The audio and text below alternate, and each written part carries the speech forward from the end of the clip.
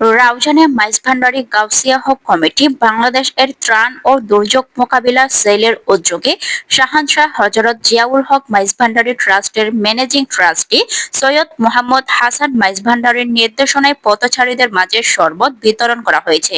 মঙ্গলবার 13 মে Maizbhandari Gausia hoc committee Bangladesh Raozan Sultanpur শাখার ব্যবস্থাপনায় রাউজান পৌর মার্কেটের সামনে আয়োজিত শরবত বিতরণী অনুষ্ঠানে প্রধান অতিথি ছিলেন চট্টগ্রাম উত্তর জেলা যুবদলের সহসভাপতি ও সমাজসেবক সাবের সুলতান কাজল। মেটাবার জন্য রাউজান মাইজভান্ডারী গাউসিয়া হক কমিটি সুলতানপুর শাখার মহৎ একটি উদ্যোগ।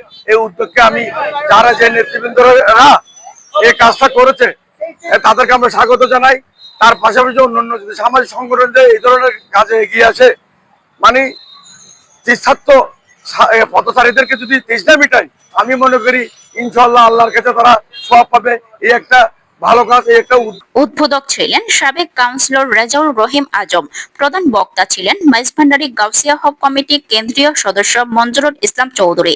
নির্দেশনায় সমগ্র বাংলাদেশে প্রতিটি শাখায় যাদের যার যার সমর্থ অনুসারে আজকে না গত এক সপ্তাহ ধরে এই তৃষ্ণার্ত মানুষের পাশে শরবত বিতরণের কার্যক্রম শুরু হয়েছে।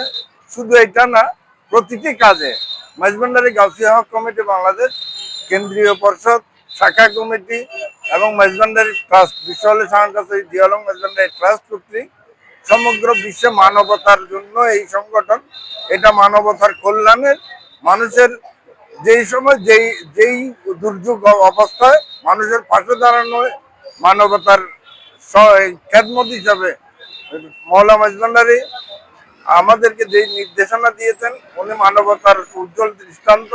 মাইজভান্ডারী গাউসিয়া হক কমিটি বাংলাদেশ এটা সমগ্র বাংলাদেশে না, প্রতিটি অঞ্চলে যেখানে যেখানে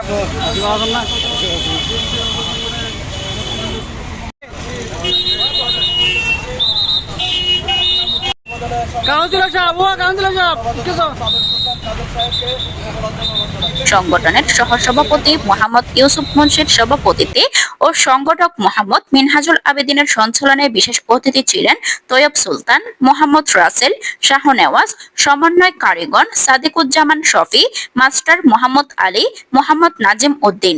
এ সময় উপস্থিত ছিলেন সংগঠনের সহসভাপতি শাহ আলম সওদাগর, গাজী আলমগীর, শাহজাহান হাজী জাফর, নুরুল আলম সওদাগর, শাহরিয়ার সানি, মোহাম্মদ বাপ্পি, মোহাম্মদ সোহেল সহ আরো অনেকে।